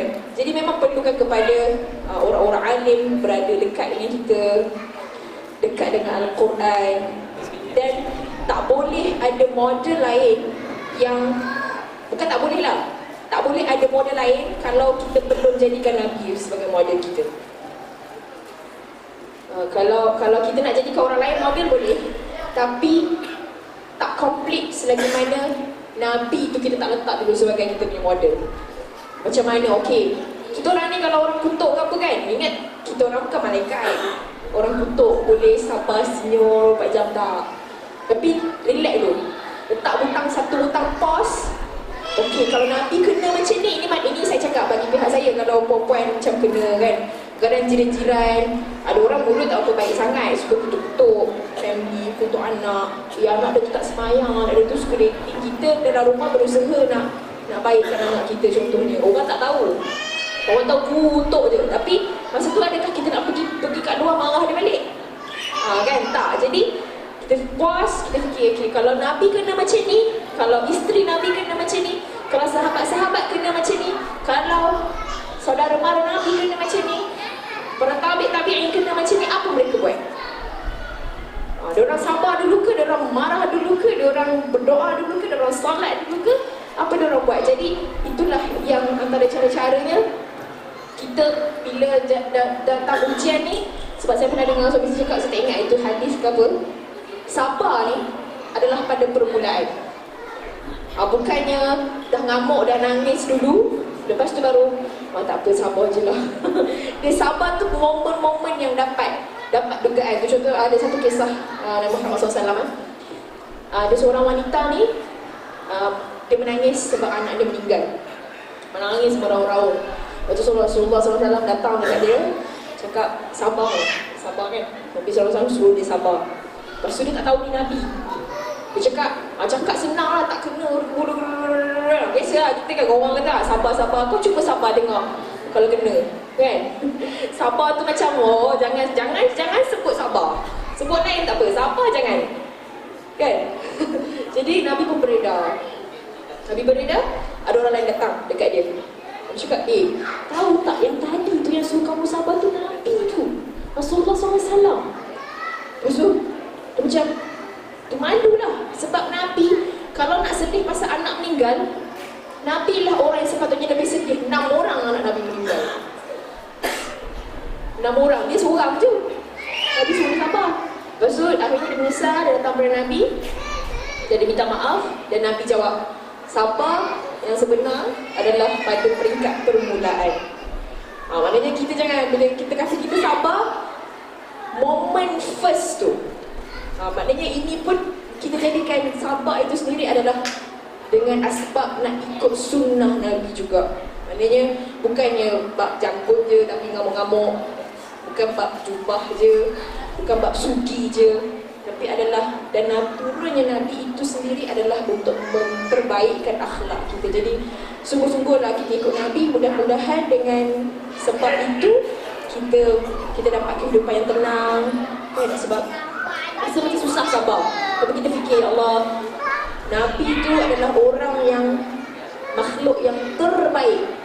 Terbaik maksudnya antara syurga dengan Nabi Muhammad sendiri tu Nabi lebih baik daripada itu. Sebab syurga itu sendiri makhluk kan. Tapi Allah bagi ujian apa tak kena. Sampai berpucak kasut Nabi dengan darah akibat dilontar macam-macam oleh kaum Taif. Tapi Nabi sabar. Ada momen kena bertindak sabar. Itu bukan maksud tak bertindak. Sabar ni bukan macam orang orang tu pun dah tak. Sabar ni maksudnya kita berusaha, tapi kita buat dalam kerangka yang Allah redha. Okey, Ustaz, nak tanya sikit. Apa pengalaman Ustaz yang paling teruk lah dalam career sebagai seorang anak seni di jalanan dan juga di TVN? Jadi mungkin apa pengalaman yang paling teruk lah? Saya tak salahkan pun benda-benda tu jadi kat saya, sebab sendiri pun yang jahil, sendiri pun yang tak pandai. Jadi saya anggap benda tu Allah tegur saya supaya saya jadi lebih baik lah. Contohnya masa umur saya 18 ni, pak cerita tak tahu hukum ni. Kita kan pakai tudung. Lepas tu saya masa tu berlakon teater. Saya ni pula masa sekolah head prefect, jenis dapat arahan buat. Jenis cikgu cakap je kena dengar. Kita tak ada benda-benda yang macam rasa kena lawan. Dapat arahan kena buat. So masa tu director dalam teater saya tu suruh saya pakai rok palsu. Tapi kita nak pakai tudung kan. So saya kata macam mana nak buat ni, nak lawan tak berani pun. Habis sekolah kan, habis budak sekolah kan, kalau habis sekolah kan tak berani kan nak lawan cikgu ke apa. Tapi sebab saya tinggi besar, orang ingat saya dah 30 kot. So orang batch saya macam saya ni dah terror agama masa tu. Saya pakai nak tudung, saya pakai turtleneck tau lah, yang t-shirt yang kat dalam tu. Saya pakai rok palsu. Konon-kononnya dah tutup lah kepala tu kan. Tapi masa tu sebulan saya kena bantai dekat Panca Indra, dekat paper semua sebab saya pakai rok palsu. Apa ni artis ni, mak saya sampai turun 10 kilo. Ya Allah. Pening semua. Oh, lepas ni nak kusuk badan boleh lah. Sebab nak kena kutuk kau-kau. Tapi masa tu ayah saya cakap benda yang saya buat tu memang salah saya sebab saya tak inform family saya pula masa tu. Sebab saya rasa sebab benda tu diberitahu malam sebelum perform. Ya. Macam malam tu full dress, orang kata pakai tudung tak ada kat zaman Purpawara, tak boleh lah. So kena pakai. Saya kata saya pun okey lah. Macam tu saya tapi tak pakai nak tudung tau. Saya kata kan, okey saya pun pakai. Tapi walhasilnya Teruk sebab khabar kutuk. teruk. Tapi masa tu saya Masa tu saya ngadu diam je lah. tak ada ngadu pada Ustaz Gadis tu. Tak kenal lah saya. Oh, tak kenal lagi. Oh, belum Saya kahwin kenal lagi. Ustaz Gadis 2 bulan sebelum kahwin. Masya-Allah. So Bagusnya 2 bulan kahwin nak kena kahwin terus. lepas tu macam tu lah kena kutuk tu macam-macam lah. Ustaz-ustaz pun semua keluar fatwa semua kan. Saya kata saya memang tak tahu, tapi kenapa dia orang buat macam saya tahu kan. Tapi akhirnya saya diam lah. Saya tak adalah macam lawan balik. Saya kata saya diam je, saya tak bagi komen sepatah pun sebab saya tahu benda tu memang benda yang salah. Tapi saya just improve je lah. Saya tak apalah, maafkan je lah orang tu, dia tak tahu yang saya tak tahu. Yalah, biasalah kan manusia, semua manusia buat salah. Betul lah. Tapi macam mana kita nak membetulkan kesalahan tu. Nak tanya soalan yang paling best ni, soalan terakhir ni untuk siapa nama dia? Eliza kan? Okay. Nak tanya Eliza, soalan yang paling power. Eliza pernah pergi Syria, betul? Berapa kali pergi Syria? Begitulah. Banyak kali? Okey. Sikit-sikit nampak. Dia pergi Syria tu macam balik kampung. Okay. Macam balik kampung suami je. Okay. Okey. Buat apa pergi Syria? Jalan-jalan melancong ke ataupun pergi ni? Pergi nyepuk-nyepuk ke atau pergi perang ke? Buat apa? Kalau Ustaz pergi Syria, Ustaz buat apa? Saya tak tahu lah, tapi saya tak buat bodoh lah. Saya akan buat benda pandai lah. Tapi tak, itu aku pengang kalau aku tanya, dia tanya benda. Apa Eliza buat kat sana? Saya buat kerja. Astagfirullahaladzim, adalah misi kita Ustaz. Yelah, tahulah buat apa. Yang angkat kotak tu benda apa? Kotak-kotak tu dalam badan kecil angkat kotak, tak kosong kotak tu. Kita ada buat misi bantuan kemanusiaan lah. Ya. Pertama kali saya pergi masuk dalam Syria, kita pergi ke satu kamp Yarmouk. Di mana kamp ni saya Yarmouk? Yarmouk. Yarmouk kat Jordan? Camp Yarmouk. Okey. Camp Yarmouk. Sebelum saya pergi sana, kita dengar cerita dan kita pernah tengok video tempat tu mereka yang makan anjing dan makan kucing sebab dah tak Makan ada anjing, makan kucing. Gila khinzir betul. Ni betul makan anjing makan kucing kan? Betul-betul, tempat tu. Jadi bila kami pergi kat tempat tu sini, saya kata inilah tempat yang memang sebelum saya pergi tu, saya dengar camp ini yang makan anjing dan kucing. Saya tengok keadaan sekeliling, mana anjing, mana kucing. Dah tak ada. Jadi bila kita tanya pada pakcik ni kan, kalau macam bantuan misi kemanusiaan tak ada, semua ni koma, semua ni makan apa? Macam perok pula ya? Tak kalau Syria cakap perok, tak lah. Kalau orang Arab cakap perok pula. Pakcik makan apa? Dia kata, dah anjing kucing dah tak ada, dah ambil display dah tak wujud lagi. Kalau ada Ustaz Ali mungkin tak langsung sini. Jadi dia nak kata orang tu makan saya. Saya tahu dia nak cakap macam tu lah tu. dia kata, apa yang kambing makan tu yang kambing makan. Kalau macam Ustaz Ali makan kambing kan, tapi pakcik ni makan apa yang kambing makan. Kalau macam ni rumput, ada makanan ni, tapi dia bunga kan. Dia bukan rumput. Itulah, ni bukan rumput, tapi dia makan rumput. Maknanya dia orang makan makanan yang sama, dikongsi makanan dengan kambing. Kita berkonflik dengan satu. Tapi kambing tak adalah ceritanya, banyak dia makan rumput lah. Tapi masalahnya negara Arab ni payah nak jumpa rumput-rumput. Jadi solution yang seterusnya, dia akan ambil kotak, dia buat cebisan-cebisan kecil, dia rebus kotak tu, dia makan. Ya Allah, makan kotak, bayangkan. Kita diperkotak-katikkan, dia orang tak. Dia makan kotak. Macam Ustaz, selalu begitu. Tak sebab kena kau orang. Jadi sebab tu saya rasa misi kita ni malam ni saya ada bawa tabung, dan insya-Allah 25 Februari ni saya akan pergi ke sana. Ustaz saya pun pergi, tapi semua misi yang berlainan dengan NGO yang berlainan, tapi misi yang sama untuk membantu rakyat Syria. Kita nak bawa sebanyak mana dana yang nak. Mampir insya-Allah target dia nak bawa RM1 lah, RM1 Malaysia insya-Allah. So kita perlukan dana yang banyak sebab dengan keadaan musim sejuk. Kalau bulan 2 musim sejuk lagi Ustaz. Masih lagi, Ada salji lagi. Ada salji. Ada salji dah jadi salju terbakar. Tak adalah, salji masih ada lagi tapi dah kurang lah. Mungkin gunung-gunung je lah. Jadi kita nak bantu kat sana. Macam Muslim Care pula, kita pergi ke Syria baru-baru ni bulan 11 ya Ustaz. Bulan 11 mereka buat sekolah Mahat Tafiz pula kat sana, seronok. Dia buat lagu untuk kita, dia cakap syukran Muslim Care, syukran Malaysia.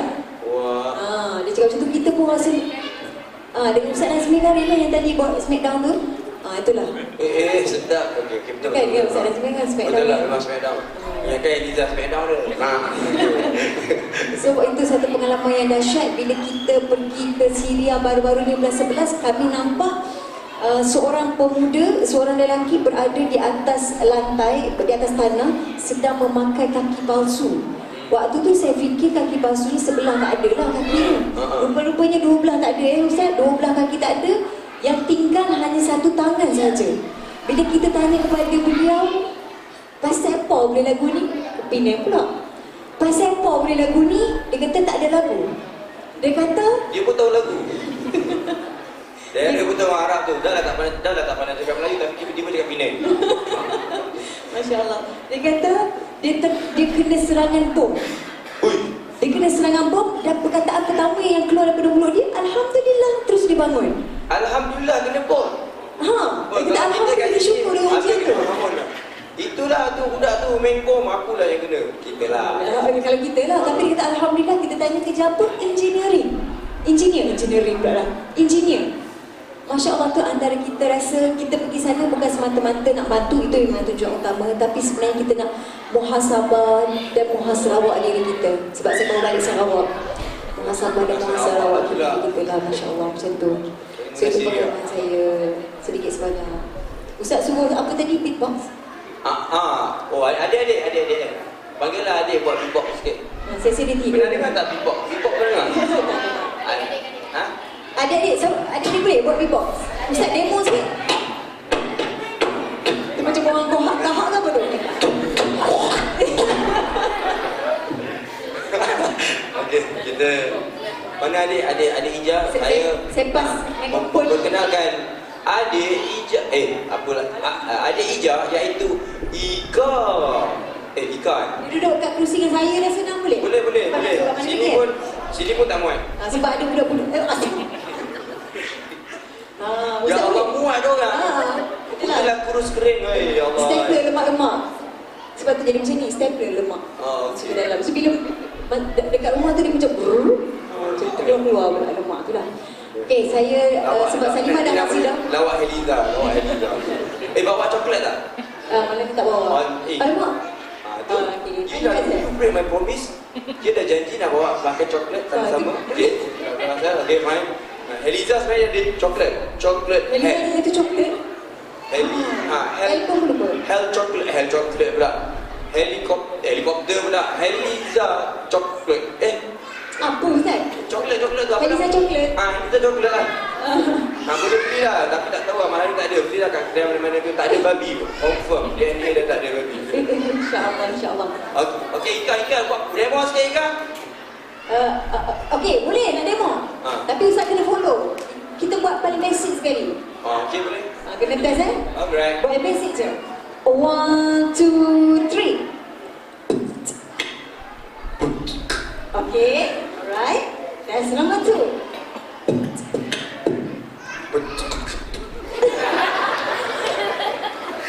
Ini rekod. Okay, that's number 3. Number 3, bagi pada mencabar sekali.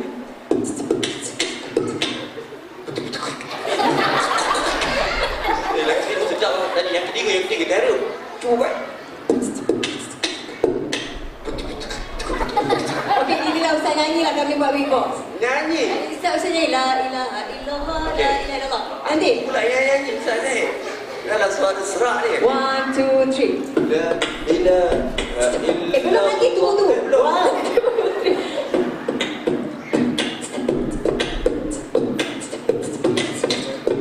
La ilaha illallah, la ilaha illallah, la ilaha illallah, Muhammadun Rasulullah.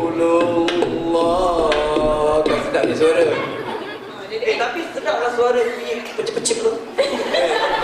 Tapi sebenarnya kita okey, cuba kita buat contoh sikitlah. Contohlah ni dalam masjid yang kita respect masjid lah kan. Tapi kita buat contoh sikitlah. Contoh Yang tu. sikit. Apa tajuk? Tak patut. Tajuk dia tak patut. Yang tak patut. Yang tu patut. Okey. Boleh eh? Kamu tak patut, patut. Beribu tak ingat fardu. Solat lewat waktu, baca Quran pun tak mau. Jangan jadi macam tu, ini tak membantu. Jangan jadi macam hantu, jangan jadi macam hantu, macam hantu. Jadi macam mana caranya kita untuk berhibur sampai kita tak ingat? Caranya mudah sahaja kawan. Boleh berhibur jangan berlebihan. Macam mana? Solat tepat waktu, baca Quran selalu. Kalau tak tahu sesuatu tanyalah pada guru. Tuntut ilmu jangan segan silu. Barulah lurus jalan kita tuju. Harap beatbox ini kan membantu Ustaz buat pucika pucika pupu. Pucik-pucik ke tepuk takbir Allah. Dulu, Ustaz nak rekod. Tapi terlambat dah. Terlambat. Okey dah. Apa ni? Kali kita tepuk betul-betul lah. Berikan tepukan yang gemuruh pada Haliza Hamid. Dan juga adiknya Ika. Dan juga pengiringnya Ustaz Halim Hafiz. Ustaz nyanyilah last kita orang buat beatbox. Apa-apa je lah, nanti dia akan masuk. Last, band bagi saya rekod Ustaz. Tak ada, selesaikan dia. Selesaikan dia sudah. Selesaikan. Lah saya. Tak apa Ustaz Syed. Kalau lu selesai, saya belanja Ustaz Syed. Handphone saya bagi. Aku tanya apa khabar? Janganlah. Apa khabar? Tak kerti lah. Anak biar apa Ustaz? Last untuk ni. Tak pandai. Kalau selawat tak pandai selawat. Selawat boleh? Selawat ada nyanyi, ingat tak? Selawat ada nyanyi. Boleh. Suara saya tak ada ni tapi... Boleh lah nanti kita buat. Boleh? Okey. Okay, test mic. Want to music please? Music pula. Okay, beatbox. Dah ready beatbox? Alright. Apa dia? Saya selawat dulu nanti dia masuk kan? Alasan awak lupa pula. Biasa lah. Okay, alright. Okay, dah ready ke? Ustaz Zairul mana Ustaz Zairul? Saya tak diminta untuk nyanyi, payment lebih ni. Okay. Okey. Bunda rendah pada nala anji ada yang terpatut. Sallallahu alaika Allahu ya Adnani ya Mustafa ya Safwat Rahmani Alhamdulillahi alladhi a'tani hadzal ghulam at-tayyib al-ardani. Tak rekod pun. Penat aku ni. Tak penat. Semangat ni. Lagi sekali kan? Saya selfie ke apa tu? Tak okey. Ni double payment ni. Okay. 3, 4. Sallallahu alaika Allahu ya Adnani ya Mustafa ya Safwat Rahmani Alhamdulillahi alladhi a'tani hadzal ghulam at-tayyib al-ardani hadzal ghulam at-tayyib al-ardani.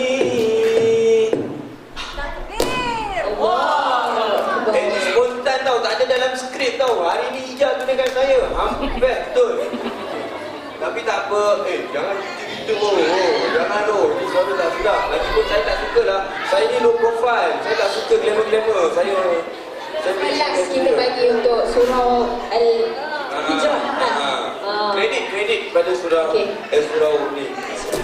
مولاي صل وسلم دائما ابدا على حبيبك خير الخلق كلهم مولاي صل وسلم دائما ابدا على حبيبك خير الخلق كلهم محمد سيد الكونين والثقلين محمد سيد الكونين والثقلين والفريقين من عرب وبالعجم مولاي صل وسلم دائما ابدا على حبيبك خير الخلق كلهم مولاي صل وسلم دائما ابدا على حبيبك خير الخلق كلهم حبيب الله رسول الله امام المرسلين رسول الله إمام المرسلين. Okey dah khalas. Dah lewat dah. Masya Allah, takbir. Allahu Akbar, Masya Allah. Sekali lagi, takbir. Tahmid. Tahmid. Alhamdulillah. Tahmid. Tasbih. Tasbih. Tahlil. Tahlil. Takbur. Tak ada. Okey, terima kasih banyak-banyak. Kita dah habis dah. Mungkin saya nak bagi masa 10 saat kepada semua ahli panel kita untuk memberikan nasihat terakhir sebelum saat beranak. Okey. Silakan.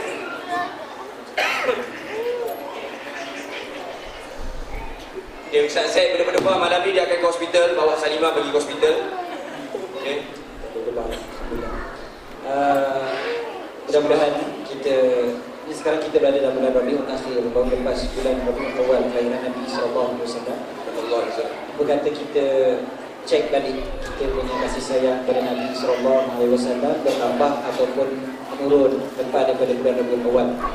Mudah-mudahan biarlah diunikan dan mudah-mudahan biarlah kasih sayang itu kita bawa sampai ke hari kita meninggal dunia supaya kita dibangkitkan bersama dengan Nabi sallallahu alaihi wasallam. Dan biarlah kecintaan kita kepada Nabi menyebabkan kita layak untuk bersama-sama dengan baginda sallallahu alaihi wasallam. Dan sedikit iklannya pada hujung ni adalah jangan lupa lah untuk menonton rancangan Syama'il. Syama'il Muhammadiyah. Syama'il di TV Astro Isis dan Maya HD dan Maya Karim. Apa? Maya HD. Sekarang penontonnya dah 3 juta. Masuk ni 3 juta 1, 3 juta 2. Alhamdulillah. Rasa dah. Pasal kau tertiba rasanya. Saya kata lama dah. Jadi baru. Jadi Astro OIC 106 dan Astro Maya HD 135. Alhamdulillah. Rating penontonnya sekarang 3 juta penonton. Alhamdulillah. Pukul berapa Ustaz? Hari apa? Rancangan dia setiap hari. Setiap hari Jam 6.55 petang. Dan ulangannya pada bila-bila masa. Malam ada, siang ada. Astro biasalah ulang kan. Paling kurang 5 kali sehari. Masya Allah. Rancangan tu berapa minit? Rancangan tu pendek jadi 5 minit. Oh patutlah ulang banyak kali. Okey 5 minit. Jadi menampilkan Ustaz Syed lagi siapa? Saya sebagai host dan Heliza dia ada penampilan istimewa. Sebab saya istimewa. Yang menangis nanti muka dia, yang ketawa pun muka dia juga. Macam tu lah. Saya Ustaz. Oh ya Allah kesian. Okey. Allah Maha mendengar. Okey tak apa. Season 2 kita usahakan insyaAllah. Yalah, tak apa. Tak kisah. Tak bagi pun tak apa. Saya kan memang zuhud kan tadi. Ya, Okeylah. sebab dia saya dah lebih 10 saat dah Ustaz. Jadi apa pun mudah-mudahan kita itulah tambahkan kecintaan kita kepada Nabi sallallahu alaihi wasallam. InsyaAllah. Dan ada juga album Salam Buat Kekasih. Album Salam Buat Kekasih. Bukan suruh salam dengan kekasih bukan. Salam Buat Kekasih Nabi sallallahu alaihi wasallam. Dengan Eliza Helmi dan Salimah Habibi. Dan saya Kadir. Saya menerbitkan album. Saya Kadir kalau nyanyi. Alhamdulillah saya dah hasilkan 2 buah album. Ya. Dan album kedua saya mendapat platinum berkembang 4. Tak baik. Okey. Takbir. Tahniahlah Ustaz, tahniah. Okey, suka saya. Jarang-jarang Ustaz dapat album. Betul. Saya rasa saya Ustaz pertama kat Malaysia. Ya, Ustaz dah lebih 10 saat. Ustaz ni rasa dah puluh saat. Jadi bila dapat album tu dah ratus-ratus saat ni. Dia dah ratus-ratus saat ni. RM5 kita langsungkan ke tabung Sias. Okey, derma. Beli. Saya cadangkan beli 50 sen. InsyaAllah. Apa dia? Apa kak? Harganya RM15. Ya? Oh, ya Allah, dia tanya saya. Kenal dah macam tengok dah cik. So sweet. I feel so touched, you know. When people ask me, am I married or not? Oh my God. Akak, Ustaz ni anak dia 4 dah. Isteri belum 4 lah, isteri baru seorang. Tapi kalau dia tengok ni, saya tak tahu jawab sendiri Ustaz. Saya tak nak cakap apa-apa lah. Saya kalau kata saya anti poligami, saya terasa. Tapi saya tak suka kahwin lebih lah. Saya tak suka lah sebenarnya. Sebab ada kamera. Tapi kalau isteri saya bagi, di hari ini dia bagi semalam saya dah. Kalau dia bagilah, masalahnya saya bukan takut bini, tapi bini tu menggeronkan kadang-kadang. Sekian dimaklumkan. Okey. Seterusnya Salimah, 10 saat. InsyaAllah mudah-mudahan kita jalani hidup cari redha Allah dan cari kasih sayang Rasulullah, sebab kita tahu kita semua kalau ditanya pada kita akan jawab kita sayang Nabi. Tapi sejauh mana kita usahakan supaya nanti bila ditanya pada Nabi juga sayang pada kita. Kita usahakan supaya kita pun menjadi kesayangan Muhammad dengan ikut segala apa yang Allah redha dan apa yang Nabi sayang. Dan doakan jugalah saya selamat melahirkan anak yang mudah-mudahan soleh, insyaAllah. InsyaAllah anak Salimah tahu bersalin dengan baby selamat, mak pun selamat, semua selamat. Dengan bapak-bapak dia pun selamat kan, dengan mak tiri dia pun selamat, apa semualah. Okey, jadi taruh kalau lelaki taruh nama Halim Hafiz, insya-Allah. Orangnya kalau nak taruhlah kan. Okey. Itu apa selalu? Saya tak nak tanya awak. Okey, cuma tu tadi Ustaz kata tadi, hadis Nabi berbunyi, barang siapa yang mengatakan dia sayang pada Rasulullah tapi tidak melaksanakan amalan, maka dia sebenarnya al-kadzdzab, dia adalah penipu besar. Okey, jadi kita jangan cakap kita sayang Nabi tapi tak buat amalan Nabi, tak sembahyang, lewat solat dan sebagainya. Okey, Eliza nampaknya dah berdenyut dah matanya dengan contact lens dia, mata besar dia tu. Jadi kita nak tanya dah 10 saat, 10. Saya mudah je nak menunjukkan rasa cinta pada Nabi Muhammad sallallahu alaihi wasallam, kita sama-sama selawat. Tapi bersih kita orang. 5. Dah lebih dah ni. Semua tak ikut disiplin. Okey. Okey. Okey. Adik-adik boleh tolong sekali, mudah je selawat ni. Tajuk dia Jom Selawat. Lagu ni dah keluar dekat Radio IQ. Radio IQ cuma video klip tak sempat nama lagi lah. Ustaz nak jadi ni? Saya kalau Isra Beganza. saya jadi tukar pak bacang boleh. Buat tukar sampah tepi tu sunnah Nabi bersihkan. Ikutlah, tak payah payment pun tak apa kan. Okey. Okey, sama-sama ya.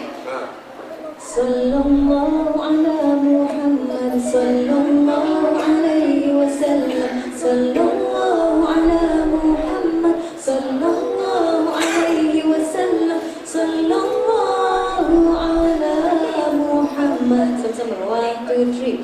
Sallallahu ala Muhammad sallallahu alaihi wasallam. Sallallahu ala Muhammad sallallahu alaihi wasallam. Sallallahu ala Muhammad. Marilah kita berselawat ke atas junjungan Nabi Muhammad. Setiap detik, setiap saat bibir mengucapkan kalimah Allahumma salli ala Muhammad.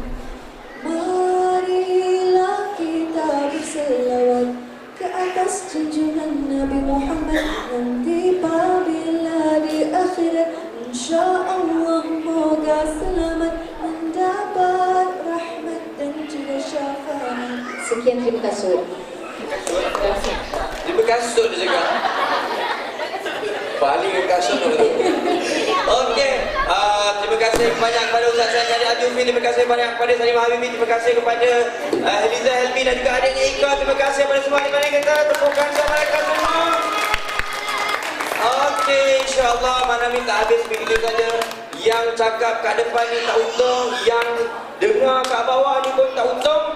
Yang paling beruntung mereka yang mengamalkan apa yang telah disampaikan dan menyebarkannya kepada yang lain-lain. Tuan-tuan dan puan-puan sekalian, bersama saya ada CD 30 kuliah terbaik yang telah disampaikan oleh para ustaz kita dalam bentuk MP3. Jadi saya memang rekomenkan sangat sebab saya tahu dalam kereta, saya letak dalam kereta, pak, sambil tengok, sambil jam pun tak tension sebab dengar tazkirah. Kadang-kadang bila dah parking dah sampai tak nak berhenti sebab apa, nak ada kita sudah pula ketawa-ketawa sorok-sorok, kadang nangis, kadang itu, kadang macam-macam lah. Jadi saya cadangkan beli, harganya cuma 10 sen. Oh, RM10. 10 sen kali 100.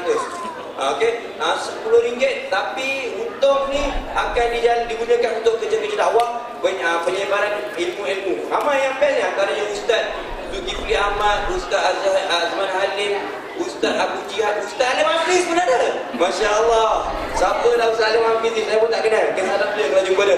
Okey, jadi boleh dapatkan daripada di belakang sana dengan harga yang sangat baik fi sabilillah. Tuan-tuan dan puan-puan, terima kasih banyak-banyak. Minta maaf salah silap seandainya berlaku kesalahan dan kekurangan. Terima kasih sekali lagi atas kerjasama yang sangat baik. Saya Abdul Halim bin Abdul Hafiz bin Jaafar bin Ahmad bin Abdul Hamid bin Abdul Karim ingin mengucapkan terima kasih. Nama Jawa saya Ngatim Bes Selamat Condoro Tito Adi Pronoto Joso Suntiko Mangun Jatuh Kusuma. Mengakhiri main dengan serangka pantun, nampak daun kesum melambai-lambai. Sorry, tukar-tukar. Nampak hantu kum-kum di pekan Mumbai. Assalamualaikum dan bye-bye.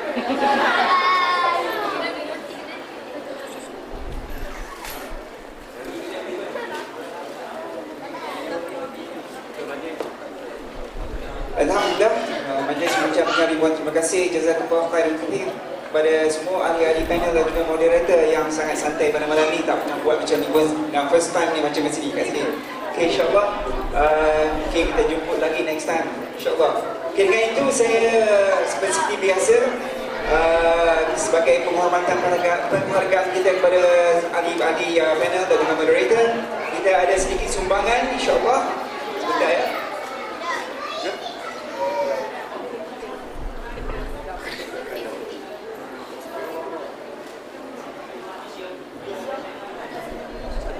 Dan saya dengan segala hormat ingin menjemput Tuan Pengerusi Surau Al-Hijrah untuk menyampaikan sedikit cenderahati kepada ahli-ahli panel dan juga moderator pada malam ini.